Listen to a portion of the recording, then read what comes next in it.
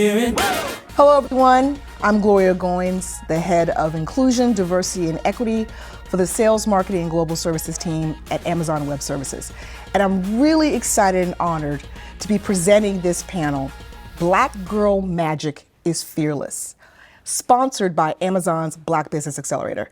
And I'm more excited that I'm sitting on the stage with two fearless, unapologetic queens who are going to lead us through this discussion.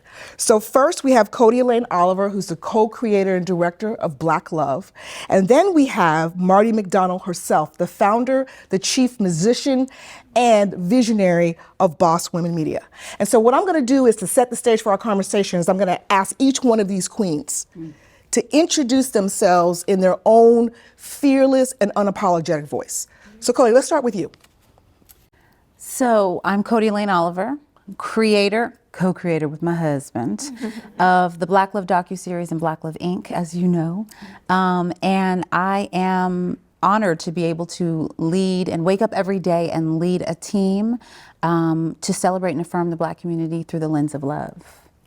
So that's what I do. I love it.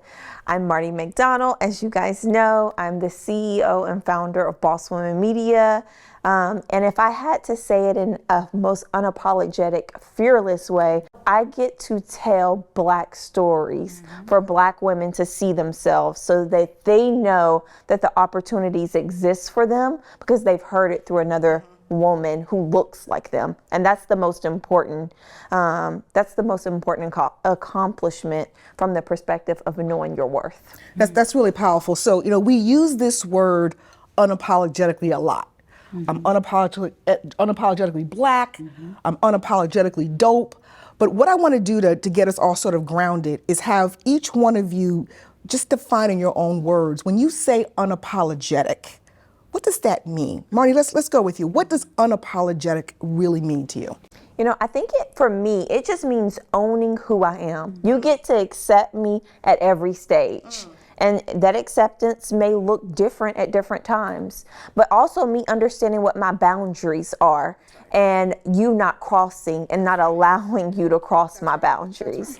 And I have had to grow to learn and really walk into that. As a Black business owner, sometimes you feel like if something's coming to you or for you, you just have to say yes. You have to go with the flow. You have to do it their way. But I'm learning in my own way, in my own lane that I'm walking in, that I bring and deliver something for them as well. There's a boundary to that, but there's an unapologeticness to that I'm going to show up with and that I'm going to deliver for my community so that Black women are seen in a very unique light through the experiences that I set and the taste that I give to others. So the power to feel unapologetic about saying no, right? Because no is a complete sentence, right? How about you, Cody? Okay, so listening to Marty, I wouldn't change a thing in terms of the definition. But what I will say is where I feel like I lean into my unapologeticness the most, right? And for me, it is being able to understand and deliver what my community, our community needs in the space of love, right? I mean, that's obviously what I get to wake up and do every day. And so I curate the voice of my brand, Black Love Inc. And that's where I'm unapologetic. Like, I know that we need to talk about this topic. I know that we need to do it on these platforms and no one can tell me otherwise, right? Of course, I listen where I need to, but that's a space where I'm going to stand very firm in pushing the boundaries of what conversations people are used to having. So that's how I see unapologetic for me. So let's dive deeper into this concept of Black love, right? So you co-created Black Love with your husband, Tommy, but the idea for it actually came before you met him, right? And so as I listen and know your story and your journey, what resonates with me is that before you can have Black love with someone else, Black love starts with me. Absolutely. Black love starts with love of one's Black self, right? Yeah. So that's the foundation, because when two get together, two half people can't make a whole. So you have to love yourself first, right? So in that context, talk to me about how is it, as someone who is out there in the media like Marty is, how do you feel comfortable owning and being your own self when you're being compared to any and everyone? You live in this age of social influencers, social media. Everyone's got a camera and an opinion. Yeah. How do you own that comfortably? Be true to yourself. Okay, so there's a lot. My mind went so many places there. Let's go. That, I mean, I would say first and foremost, I want to go back to that self-love thing, and specifically Black love being self-love. The reason it's such an important concept and theme for me is because we as Black people have been made to feel unworthy. Absolutely. Right? It's because we have been made to feel like we are less than, we do not deserve the things. That's right. Okay, the success, the love, the family, etc., and that we're not capable even. And so the Black love being self-love is so important because we have to take that for ourselves. That's right. So I want to start there because, you bringing up self-love made me think of it. I would say it's a journey. No matter what. I mean, there are people like, I think Keke Palmer said recently, I'm an incomparable talent. And I love that she said that we all, if you know anything about her, that like. Yeah, that is true. That is true. That's right. Right? I think we all need to lean into that and own that. But some of us, it's not such an easy thing to say. And it's a journey. It's a journey to reminding yourself who you are, learning the tools to speak well of yourself and to yourself, right? Learning about affirmations. It's all like love in every form is a journey, and you're not always going to be there where you think you should be or where somebody else is. And so that's a big part of it too. It's knowing where you're very confident, but it's also knowing that places where you're not confident, you just got to speak kindly to yourself. Yes. You got to surround yourself with people who are going to speak well to you and of you and for you. And so I think that it's a conscious decision to own your whole self. To own your whole self and allow support and love in. Beautiful. Marty, let's kind of pivot with that a little bit. So we would not be here, right, if you weren't fearless and visionary and not only had self-love for yourself, but had the purpose in your life and the calling in your life to empower other women to love themselves and to love themselves enough to demand more of their jobs, their families, their careers, their own happiness. What would you say to someone who's struggling with owning who they truly are? I think that's a very great question. And it's a question that I shared a little bit with earlier. We had Howard Entertainment interns from Amazon here. And I shared with them, I said, if I could give you any advice, you live in a world right now where everyone looks like you, and it's great. Yes. And you are amongst your peers where you are all collaborating and connecting together, and y'all all look alike. But you're going to go into a world that does not look like you. And that world is going to try to tell you you're not good enough, you're not smart enough, and you're going to be looking for everybody else to validate you. That's right. But I need you to learn this one lesson. I wish somebody had told me before I got pushed off and shoved into corporate America. You are worthy. You're good enough. Yes. And if you don't know it, it does not matter what somebody says to you on that one day when you did a good job. Because you're going to continue to look for that affirmation from them, and then they're going to disappoint you because people are fickle. And then one day you may not be good enough for them. That's right. But if you know it innately in you, it does not matter what they think. It does not matter how they feel that day. You're going to walk in that confidence, and confidence breeds opportunity. Yes, people it can does. smell confidence. That's right. And so I shared that with them. I said, walk in your worthiness. And I think that takes us so much further. And some people are like, it sounds cliche, just be worthy. You're worthy, you're good enough. But it's something that you have to believe inside. And own it. And it's a lesson that we often have to learn as Black women very early on to be successful. Otherwise, we're running around looking for the validation, telling everyone, hey, am I good enough? Did I do a good job? Was that great? Yes. But when you know it, it does not matter what they think or how they perceive it, because you're going to show it when you show up. So, something you said, Marty, reminded me of an old saying that says, it's not what people call you, is what you answer to. Now, the paradox of that confidence, right, of owning it, is this, Cody. Lots of times when Black women who are confident, who are owning themselves in our fullness, the thorns and all with the roses, that self-confidence is sometimes perceived as aggressive, bossy, not in the positive way that you're trying to bring it forth, Marty. angry, and it makes people uncomfortable, and quite frankly, it makes people envious. So what advice would you give to Black women, Black people who are owning their confidence, their worth, and they walk into situations where that confidence, that worth is under attack because it becomes like an antibody to the corporate environment or to just the room they walk into? Yeah. Okay, so I'm going to say something that could be unpopular opinion, but I would say be aware of it, right? Be aware of it, meaning there are places where it's a value add, where you should just fully own exactly who you are and be unapologetically bossy, right? And then there are times when you need to disarm, whether that is with your team, whether that is with a potential investor. And that doesn't, it's not across the board, but it is that self-awareness of knowing what you're putting forth. If you're putting forth all that and you're good with it, great. If you're putting forth all of that and it is getting in the way for you, being aware of it. Marty and I actually went to a conference together this summer. Was it summer? This spring. Yeah. Where that was a big part of the conversation of all Black CEOs. And so it stood out to me when you said that, because it was a reminder to just know what you're bringing. And the power of understanding that it's about keeping strength under control and being strategic and being emotionally intelligent. Yes. And I would even add to that is the energy that you put out regardless is the energy that you get back. I mean, it's just something of the atmosphere, right? So when you're putting out a spirit of positivity, normally you're going to attract people that are very positive. Yeah.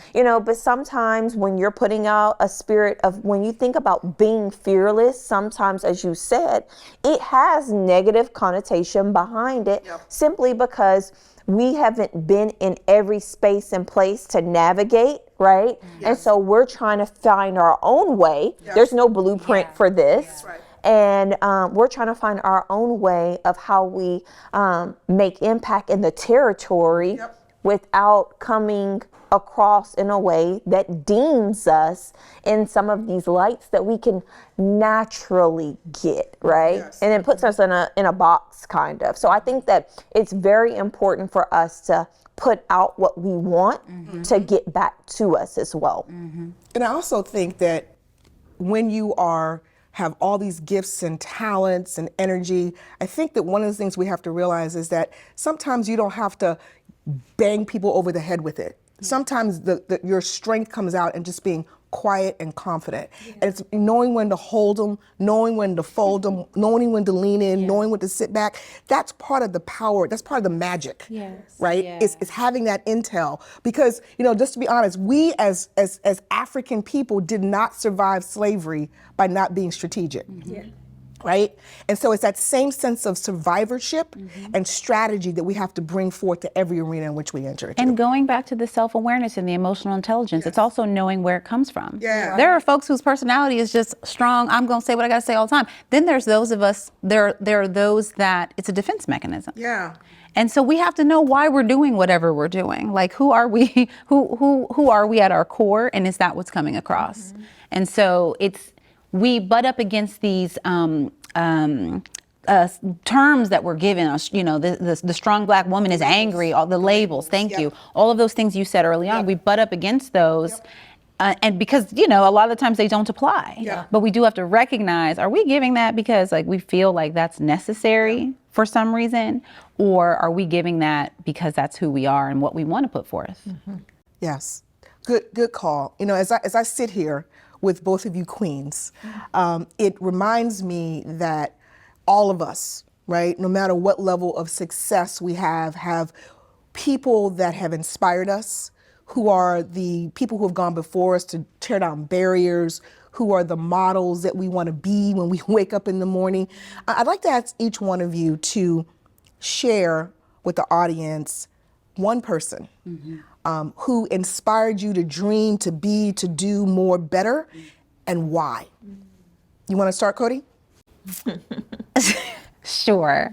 It's a tough one because it's not someone, there's two names that come to mind. Go ahead. Not at all in this field of media that I'm in. And one is Michelle Obama.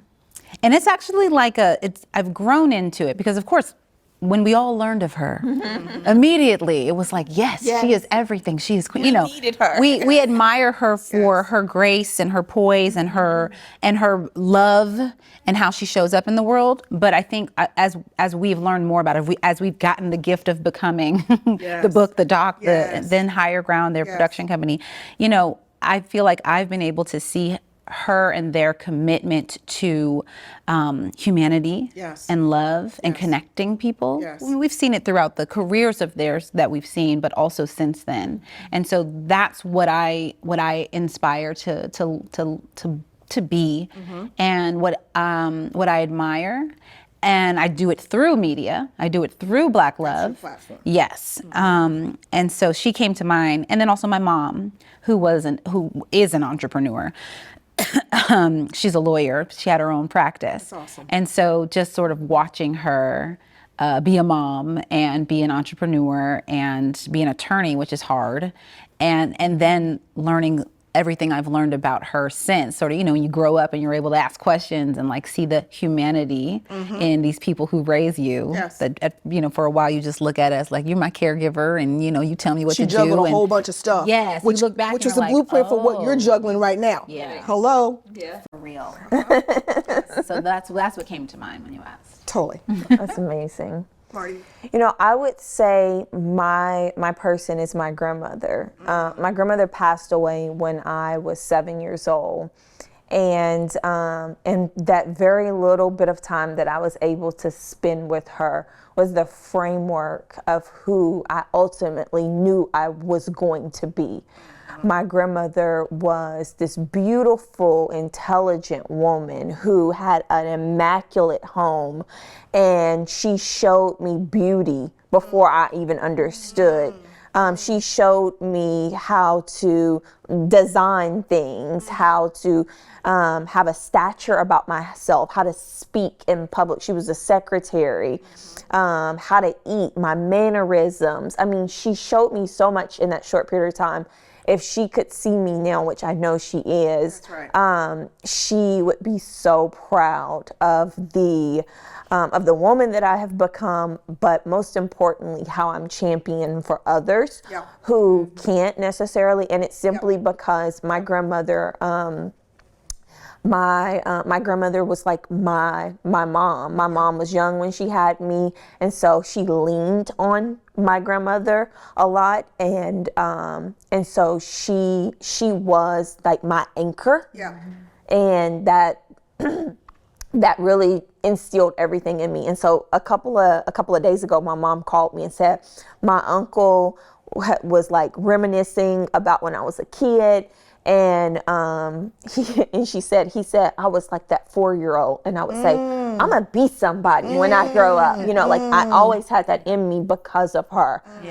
And even though we didn't have a lot, she showed me what you could do with a little, and how you could make it your own. And so my grandmother, it will forever be my hero in so many ways in the 7 years that I interacted and experienced her. To show me the woman that I know that God made me to be. You know, what's so powerful is that, you know, the Bible says that children are arrows into the future, right? And I think that the two of you represent your ancestral arrows into the future, right? You are the manifestation of what mother and grandmother called, modeled, prayed for. And so this is what we get to benefit from, is that you walking in your purpose and the prayers that you didn't even know about that were made for you. And so what I'd like to ask is, you know, everyone could look at you, beautiful queens, and think you have it all together, right? And we know that, you know, success is not a straight line. And so what I'd like each one of you to just talk about is let us understand that, you know, it's not a straight line. Everything's not perfect. So what would you say to someone who is just struggling, or share something that you've overcome that can inspire other people who may look at you and say they have it all together, they're gorgeous, they don't have anything wrong in their lives, and not understanding that on the other side of that testimony there was a test. Right? For me, I don't know that I could share any one thing that I've overcome, right? Because there's like things that are coming to mind when you say that, right? You know, my father passed away, you know, like there are things that come to mind when you say that, but I think that these things happen to everyone, right? That's right. I have 3 children under 6 years old. Wow. And I have a business under 6 years old. Wow. So you have 4 babies. So yes, 4 babies that are all around the same age. And so those are my challenges, right? And so I say that because I feel like, number one, transparency or vulnerability are superpowers. That's right. Right. I think that they connect us. I think right. that they help people feel seen. It's right. really the Black Love brand, right? Let's just talk about the reality of the things that we think are so amazing, right. like marriage and relationships, which are or can be, but we have to do the work. Yeah. And so for me, there's plenty of imperfection. I share it all the time. And so in addition to just saying like some of the struggles for me, I would love to share like one of the things that helps me get through. Please do. Which is sisterhood. Yeah. See, now I'm gonna cry because she was talking about her grandmother and I was like tearing up. We can cry. But it is finding people who like have your back. That's right. And you can like lean on and talk to and you know, and there's not a lot of people in our, not just in our position, but we met right before the pandemic. Wow. And so both being in media, wanting to uplift our community, Marty through women in business and me through relationships. Yes. You know, there's just so much synergy. And so I think that sisterhood, more often Black women in particular, in general, are trying to be in competition. And that was just never the case. I was like, oh, she's Bob. You know, from the moment we met in March 2020, a week before lockdown. That's awesome. Now understanding that iron sharpens iron, so you don't have to compete with me because your steps are ordered and have nothing to do with mine, right? Yeah. That's so, I love that. I love that, Cody. And I appreciate and I honor our relationship so much. You know, I was just sharing with Cody as we were here. She was like, who did this? Who did that? You know, and I remember, I'm talking about full circle. We're 4 years into Black Girl Magic. This has been my everything. And 4 years ago, we're here in LA setting up for the first Black Girl Magic. And I had a suitcase filled with the roll-up banner. And I had my balloon guy with me, and I had my other friend as my social media person. And I was determined to take this Nielsen data report that said Black Girl Magic is real and make it a thing where brands heard and understood Black women, because this data report said by 2022, Black women would be the highest spending consumer, but no one was paying attention to her. Right. And I was determined to make a case study and go from 5 cities with that luggage from city to city in my pop-up banner. And I had packed out events in 5 different cities to create a case study for then brands to say, I like what you're doing. I understand your business case. I see the data that you brought to the table. And so when you think about a journey and a road of, is it hard? Yeah. Yes, it is. Yeah. Can you do it? You better believe you can. Yeah. And if it's inside of you, if you believe it, if you can see it, that's your North Star. Yeah. It doesn't matter if anybody else can see it. It's if you can see it. And so for that woman who may be listening, who has that idea, who has that gutsiness about her, all she needs to do is keep going, because the dots will connect when you're aligned in purpose. Your name will be in rooms that you will have never entered. And I have that story over and over again through every partner and sponsor that I have ever played part of. Most of the time, I did not know who the decision maker was, but they knew me. Wow. And so when you're in purpose and you're in alignment and you're trying to really re-energize my Black Girl Magic is fearless, keep going, because it's going to happen. You know, I just want to just close by just thanking both of you for the opportunity to share the stage with you, to feel your light, to feel your magic. And I think the takeaway for all of us is be fearless, own it, be unapologetic, and keep going. So on behalf of Amazon's Black Business Accelerator, thank you for joining our panel today, and enjoy.